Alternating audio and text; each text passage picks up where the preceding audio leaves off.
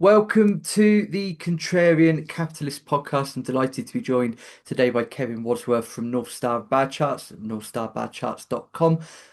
Plenty to talk about today. Kevin, welcome to the show. Hey Rob, how you doing? It's been a while since we spoke, so yeah, thanks for asking me back. Looking forward to this. Last time we spoke was back in 2024, and Bitcoin had just gone through that $100,000 barrier, and that was creating a lot of excitement at the time. But I thought a good place to start today would be taking a 30,000 foot view. And what I mean by that is this capital rotation event that I know that you talk about quite a lot and other people do as well. First of all, what is it? And then I know that you're going to have a lot of charts to go through. Let's go through some charts and have a look at what we mean by a capital rotation event. Yeah, okay, sure. I'll try and keep this at a level that pretty much anybody hopefully can follow.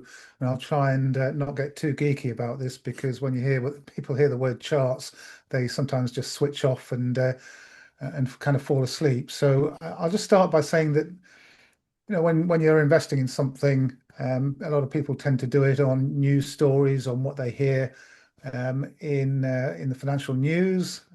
Might see some stuff on social media and decide it sounds good to invest in crypto or tech stocks or whatever it happens to be. But all of those narratives, all of those stories that you're hearing, they're all distilled down into one simple place where you can see exactly what everybody thinks. And when I say everybody, I don't mean just small-time investors like the majority of us, but I'm talking about the big organizations, big companies, big hedge fund managers who are moving millions, hundreds of millions of pounds and dollars around. It's their views and opinions on the markets that are expressed in the price chart.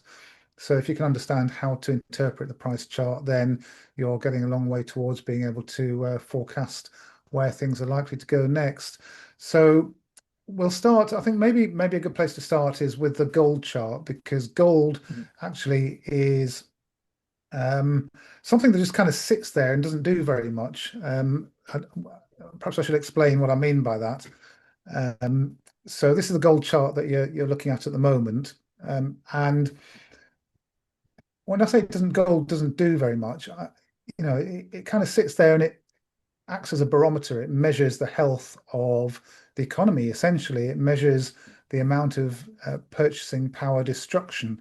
This chart that you're looking at, just ignore all the sort of graphic-y mumbo jumbo at the top and just focus on the fact that the chart started all the way down here in 1971, 2, 3, around about sort of $30, $40, and the price of gold was pegged at the time, and the peg was released, and the price of gold was allowed to float freely in the market.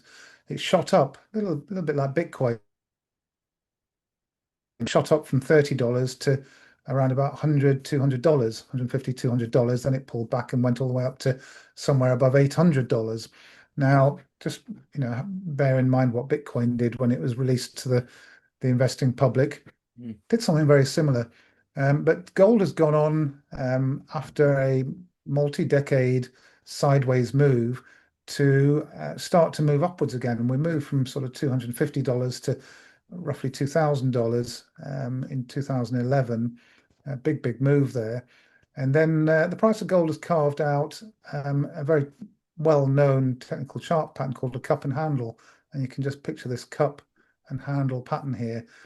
They tend to lead to um, good things very often, cup and Mm. handle patterns.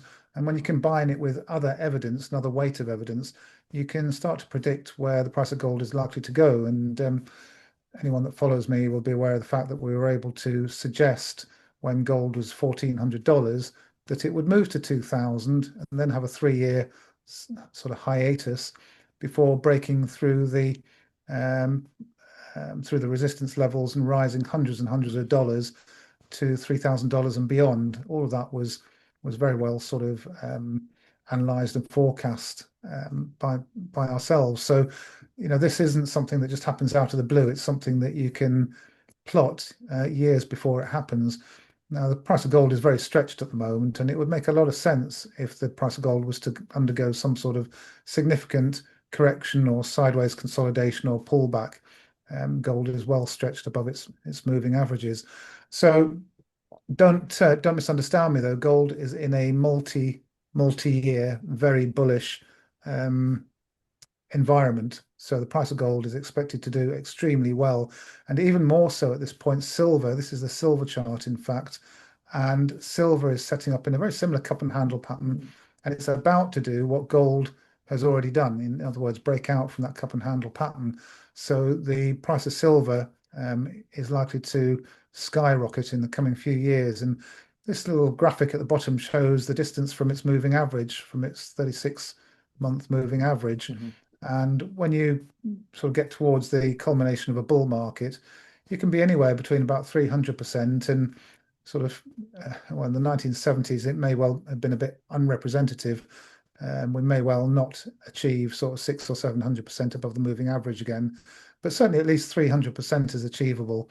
And the moving average is going up all the time. So you can start to calculate estimated targets for silver. We've got initial targets somewhere between 85 and $90, and later targets somewhere in the $200 area, perhaps a little bit more. So that's in a few years' time. It's going to take probably half a dozen years to get to those sorts of levels. Hmm.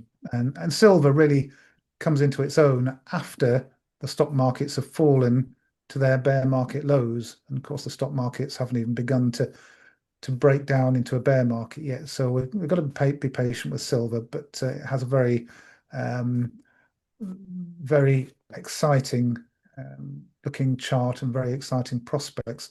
Now, just to touch on capital rotation, this is the analysis for capital rotation. What we mean by capital rotation, Rob, is the identifiable shift away from, or shift of focus away from stock markets towards Hmm. precious metals, commodities, energy, oil, a little bit like we saw during the 1930s, the 1970s, and the early 2000s. These are things that happen on a regular basis. And Hmm. those periods of time that I just mentioned, the one thing they have in common is that these events all happen, and they occasionally they will happen in isolation, but when they all happen together, it's a capital rotation event. So we've got US money supply being in a bear market versus gold. We've got the US dollar index. That's the relative strength of the US dollar versus a basket of other currencies. That chart is in a bear market versus gold. So any relative strength that the US dollar has is not able to outpace gold. So DXY is in a bear market versus gold. Consumer prices are in a defined bear market versus gold. When I say bear market, I mean the chart is below key long-term moving averages, broken below key support levels, and it's below other key technical levels on the chart that tell us it's in a bear market. Um, Gold has put the well, gold versus PPI. So gold has put the PPI versus gold chart is in a bear market. Currency in circulation is in a bear market versus gold. Hmm. The equal weighted S&P, New York Composite, Dow Jones, the Wilshire, and the Russell, they're all in a bear market priced in gold. So what does that mean? What that means is that because of the weight of evidence that they're not happening in isolation, it means that we have a high degree of confidence that the next step will be for the stock markets themselves, priced in US dollars, to move into a bear market. Currently priced in gold, they're in a bear market because gold has pretty much doubled in dollar terms. So gold has doubled whilst the stock markets have kind of dilly-dallied and not gone anywhere very much. So Hmm. that means that gold has put its ratio chart versus the stock markets. It's in a bull market versus the stock markets. The next stage, the missing piece of this puzzle is, and we also have the S&P and the Nasdaq breaking down or having now broken down versus gold. The next stage of this, or the final stage, final piece of this missing puzzle, is for the stock markets themselves to break down in nominal terms. So for the S&P 500, the Nasdaq, and so on, priced in US dollars, to break down below key critical support levels. That has not happened yet.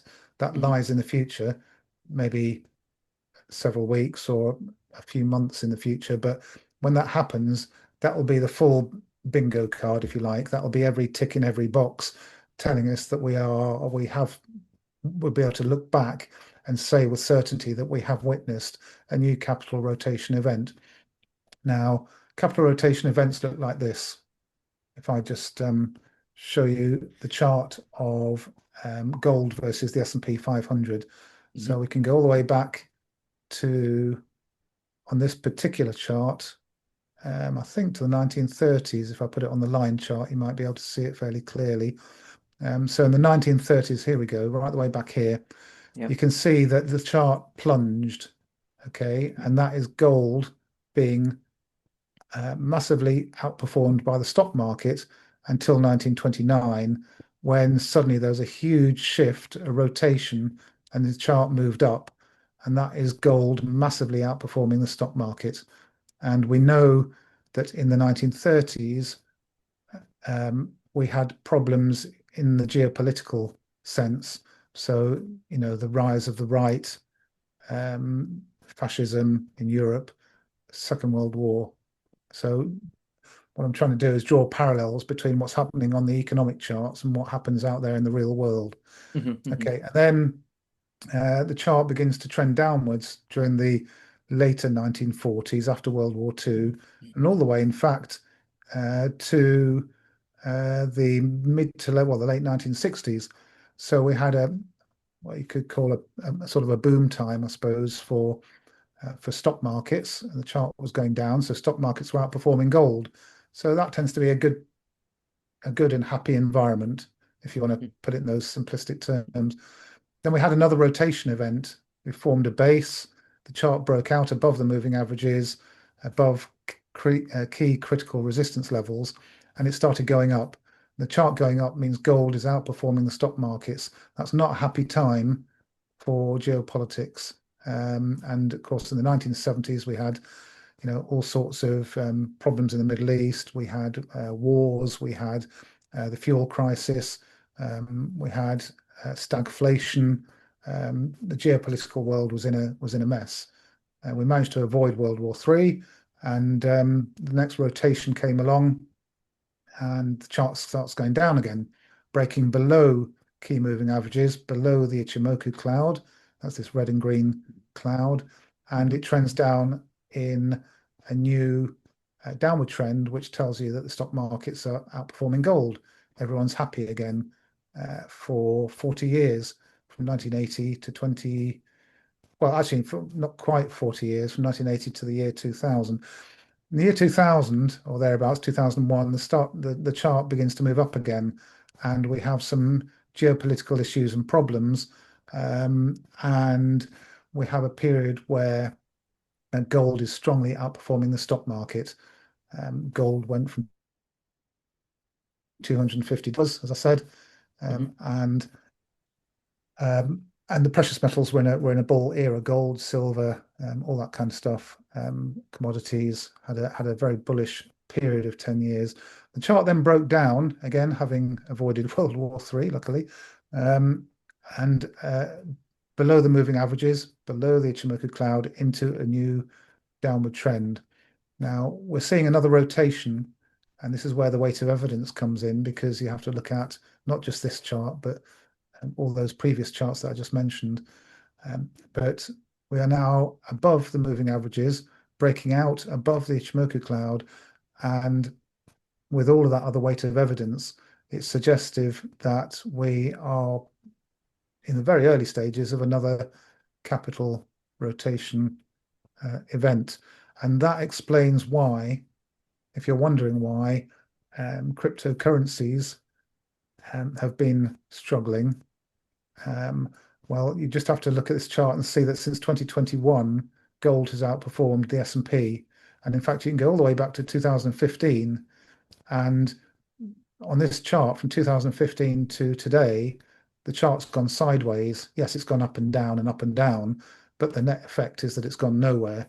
And that means that gold has matched the performance of the stock market since 2015. So this particular cycle in cryptocurrencies, because we've got this strong upward surge here, with gold massively outperforming risk assets and cryptocurrency and the stock market, because of the correlation between Bitcoin and the stock market, that has a lot to do with why perhaps Bitcoin hasn't performed as strongly as many would have expected.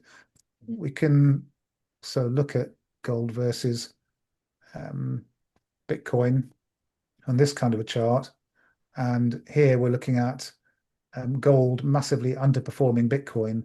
The chart drops down and down and down and down and down over the last 10 years plus 15 years. And that's Bitcoin massively outperforming gold, crushing gold and pushing gold all the way down. Okay. And you can see, if I go right the way back to the beginning, massive drops here with Bitcoin massively outperforming gold. And then the next cycle, the drop was more muted. And then the following Mm, cycle, the drop was even more contained. And the current cycle, well, there's barely been a drop from the previous highs of Bitcoin against gold. So in this cycle, really, Bitcoin hasn't achieved any major new highs versus gold in this cycle. Maybe that lies ahead in the next couple of months, but time is ticking, and we're running out of time, I think, in terms of the Bitcoin's 4 year cycle for it to significantly change the look of this chart. So, it raises questions around what might be happening here. And just one chart here that is really important, I think, to all of this. This is gold versus the Dow Jones. Often people will show you the Dow versus gold, which is the inverse of this, which if I just invert the scale, mhm. this is how it would look if you're looking at the Dow versus gold. But I'll turn it the other way up. And we've got gold versus the Dow. So when the chart's going up, gold is beating the Dow Jones. And when the chart's coming down, gold is getting beaten by the Dow Jones. So in simple terms, you can say very clearly that we've got oh, and by the way, these candles on this chart, each candle represents a 6 month time frame. Okay. So this is the semestral candle chart. Semestral means 6 months. It's a semestral candle chart for the ratio of gold versus the Dow Jones. So it's been going up, in fact, since the year 2000.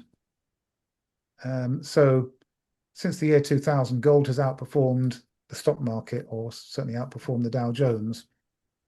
We've just put in a higher low. So you have to go all the way back to 1995 before the Dow has been beating gold over that time frame.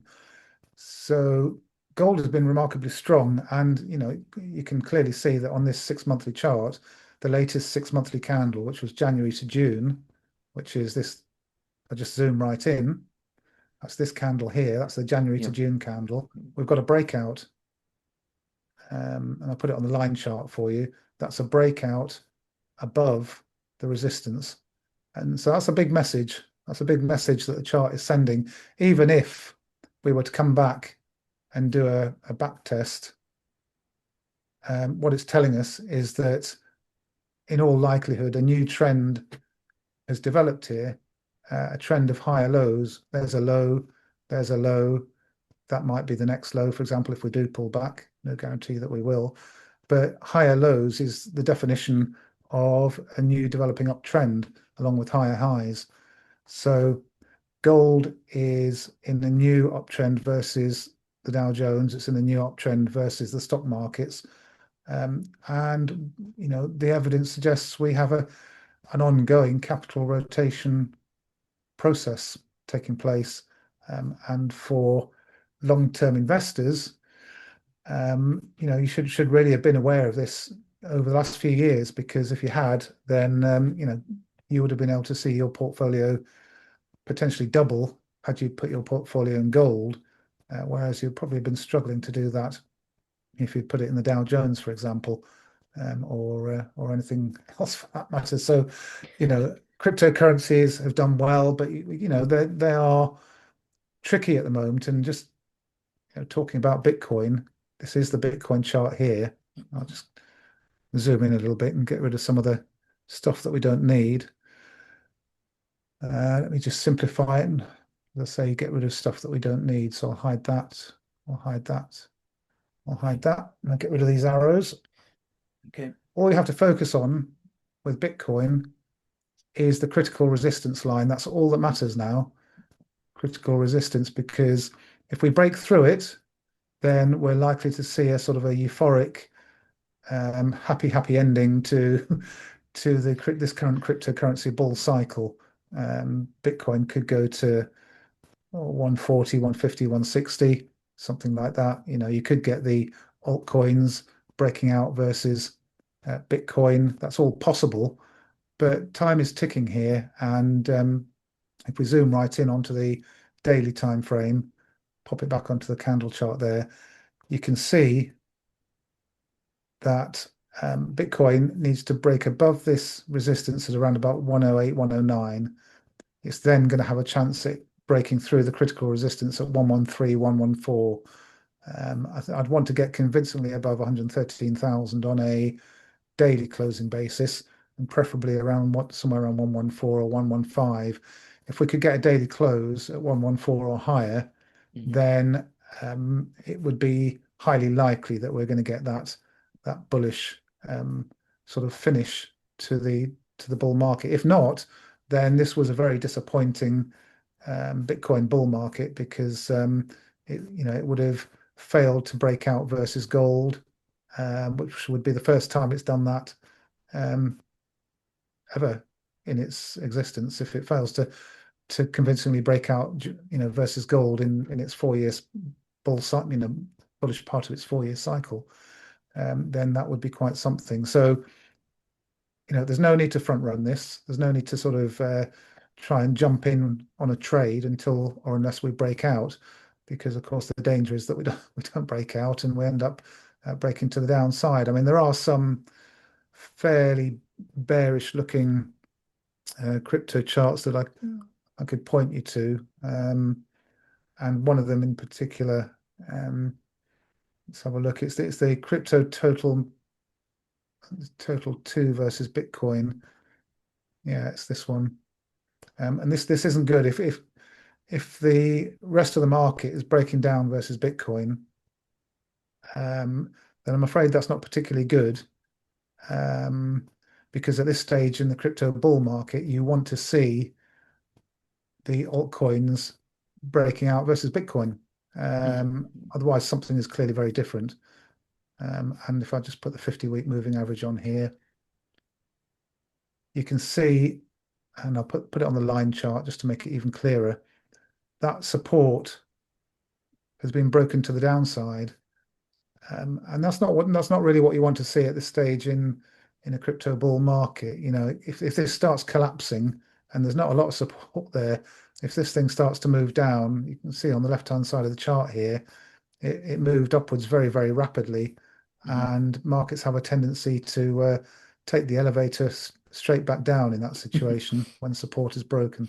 So we've got to be extra vigilant here. If altcoins start to show even more weakness versus Bitcoin, then that's not particularly healthy for the crypto market as a whole, including Bitcoin. Plenty to unwrap there, Kevin. I was wondering if you could just go back to, I think it was a Bitcoin versus gold chart, with the arrows pointing down. Reason for that is Well, obviously this this having is quite this a, is this is actually the go Bitcoin versus gold chart that I don't think I showed you this one, but this is okay. Bitcoin versus gold. In that case, it was anyway. You might, There was a chart with the where you had it. I think it was a Bitcoin that had outperformed the gold, and then we saw those four arrows oh, and that that one. Yeah, arrow at the sorry, I beg your bottom. pardon. Yeah, let me Yeah, and see the if I can. reason that's the one. Yes, sorry, I thought that was Bitcoin versus gold. My apologies. The reason I'm asking you to bring this one back up is just looking at that first arrow. That's quite a steep arrow to the downside, and then we're seeing the arrows get, dare I say, weaker. So the gold versus Bitcoin ratio. Thank you. So Yeah. is it then a possibility on this chart that those arrows start going in the other way, which would indicate that gold's going to seriously outperform Bitcoin? Is that what's possibly going to happen here? Well, I hesitate to suggest that at the moment because it would be not well received. But Fair enough.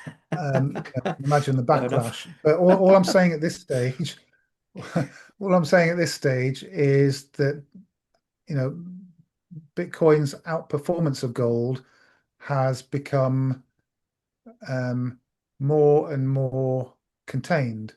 Mhm. Um, Now, it's not impossible that these arrows will start to move to the upside. I'm just going to leave it there, really. It's not Yeah, okay. impossible that we start to get something that looks like that as gold, significantly outperforms Bitcoin for whatever reason. But all we need to really focus on is, over a time frame of several months, is Bitcoin winning or is gold winning? We don't really need to think too far ahead about whether this might sort of end up coming all the way back up here somewhere, because that is clearly um, a big, that would be a big thing to suggest that, that would be effectively suggesting that Bitcoin is, for some strange reason, not going to become adopted, is not going to be adopted, is not going to be what everybody thinks it's going to be.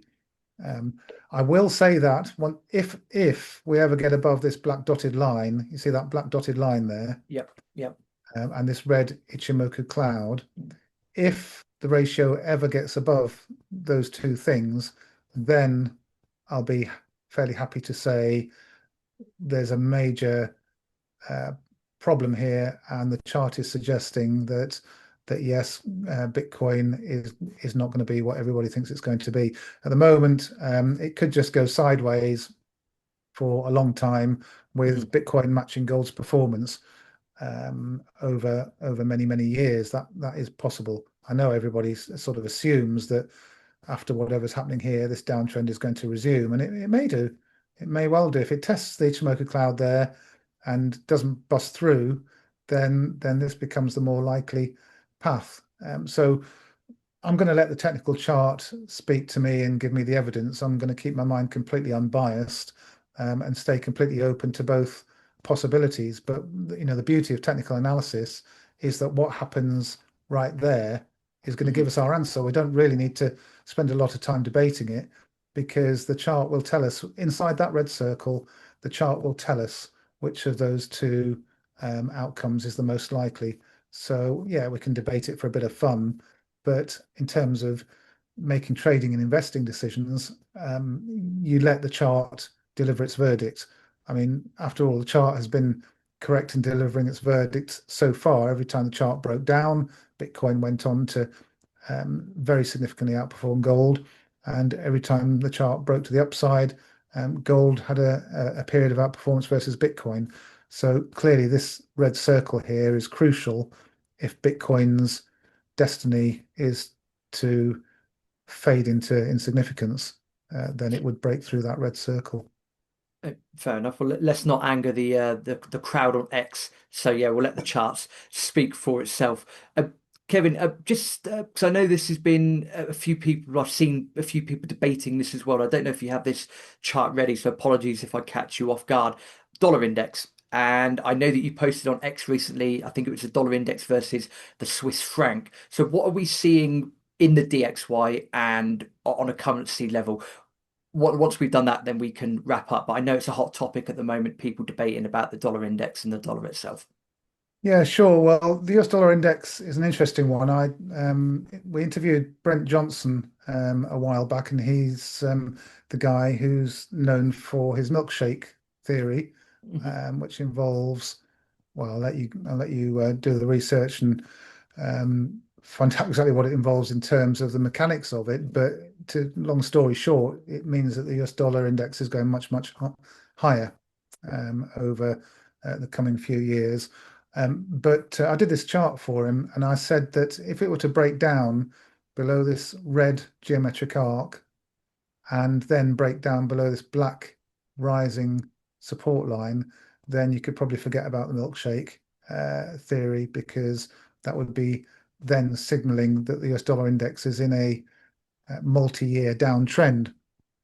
And generally speaking, when you get a precious metals, well, in fact, every time you get precious metals bull era, the US dollar index dumps, and you can see these red arrows. We've got the 1970s, the US dollar index Mhm. plunges. You've got in fact, this period here from 84 to 92, the US dollar index plunged, and gold, aside from an initial 60% rise, did not go on into a major bull market here.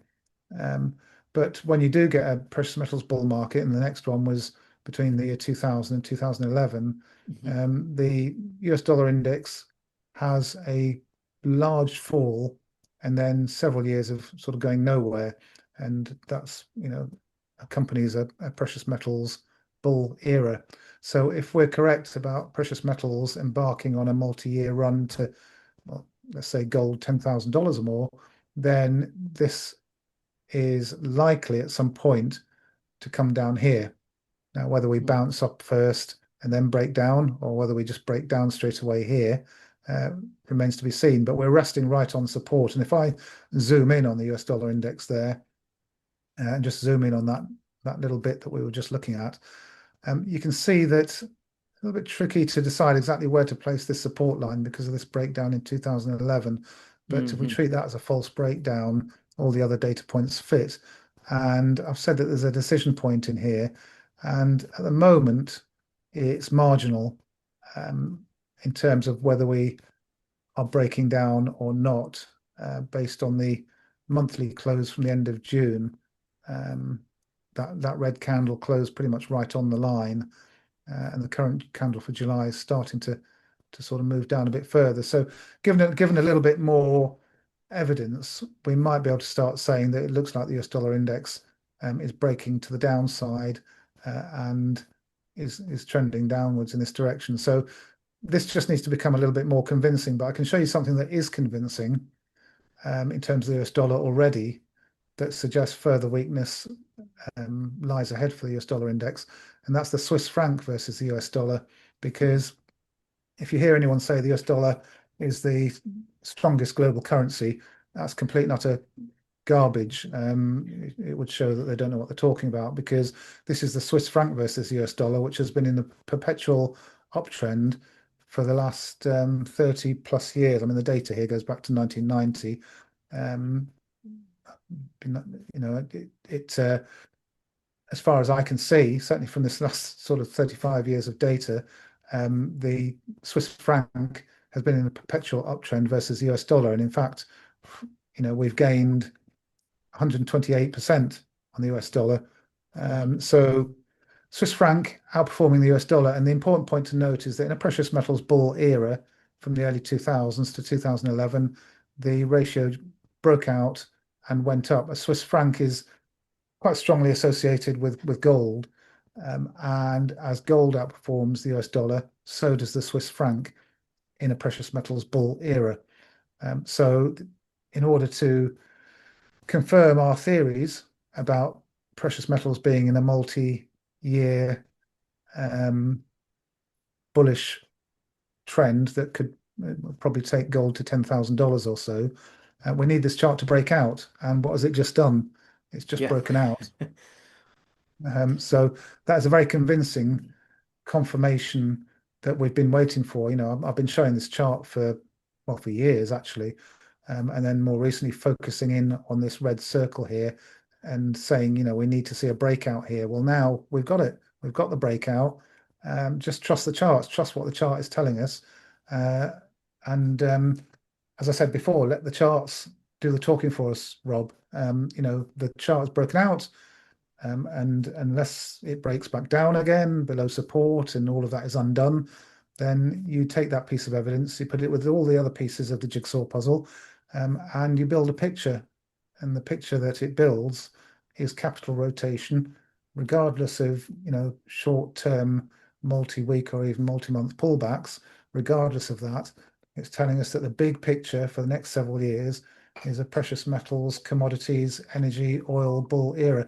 And oil we didn't cover, but in terms of the big picture, oil will follow gold. If gold is in a bull era going to $10,000 over the next 5, 6, 7 years, then you can bet your bottom dollar, no pun intended, that that oil is going to follow that. So regardless of any short-term pullback in oil to 40 or $50, big picture, oil should be going way past $100 to a couple of $100, maybe even a little bit more. And if you think that sounds ridiculous, then those percentage gains are no different to those that we saw the last time and the time before that. So, never mind asking questions about what kind of world we'll be living in. It's just Mhm. pricing in purchasing power destruction. Gold has gone from 250 to 2000. It pulled back to 15, 1600. Now it's at 3,500, heading towards 4, 5, 8, 10,000. The world around us, yeah, geopolitically, it's not going to be pretty. It wasn't in the 70s. It wasn't very pretty in the 1930s either. So, it's all part of the era that we're living through, and the problems that are associated with a huge amount of debt, higher interest rates, and the inability to pay that debt. So, you can expect plausible deniability and distraction to be a feature of politics in the years ahead, because they want you to look over there when the problem is over here, and the problem is debt. So, yeah. Yeah, I know 100%. Oh, thank you. I always like a good pun, by the way, so thank you for plopping that one in. That's made me chuckle. No, that's why I wanted you to bring up the dollar index, which you did. So in effect, what we're seeing, the 30,000 foot view is exactly what you've just said. And looking at the charts, obviously let the charts do the talking. It's not exactly at the moment 100% clear cut this is going to happen, because that dollar index could break down, but it could rebound. All we've got to do is wait and see and let the charts do the talking. Yeah, that's it exactly. And when you get the confirmed breakdown or the confirmed breakout, that's the point where you take action. People sometimes poke fun at technical analysis and say, well, could go up, could go down, could go sideways. Well, yeah, of course it could. But when you've got a technical chart in front of you, you know where that point is, your decision point. Hmm. You can try and navigate without a map, but you've got a greater chance of getting lost. If you've got a map, you've got some solid, identification points to look at on a map. If you can read a map, you know where to find a hill on a map, you know where Mhm. north is, you know how to find a road or a river on a map. You can navigate your way to the target. And that's what technical analysis does. It helps you to navigate your way to the target based on a series of decisions along the way. Absolutely. And talking of North, we mentioned Northstar Badcharts at the start. So I always like to give people the opportunity to explain how people can find you. And again, everything that you mentioned, I will put in the links that come with this podcast and video as well. So, Kevin, how do people get in touch and find your work? Yeah, sure. You can find me at Northstar Charts on X. I've also got an account on LinkedIn there if you're interested. And my friend and colleague Patrick Karim is at Badcharts1 on X as well, and we run together northstarbadcharts.com, as you mentioned. Anybody's particularly interested, mention this show, and you can get a 50% discount on the website membership. So take a look, see what you think. Well, perfect. As always, it's been an absolute pleasure, Kevin. Plenty to look out for in terms of the charts, and it would be great to next time actually have yourself and Patrick on the show together. So yeah, let's look at getting that done, and we'll see where we stand in a few months' time, if that's okay with you. Okay, Rob. Yeah, always good to talk.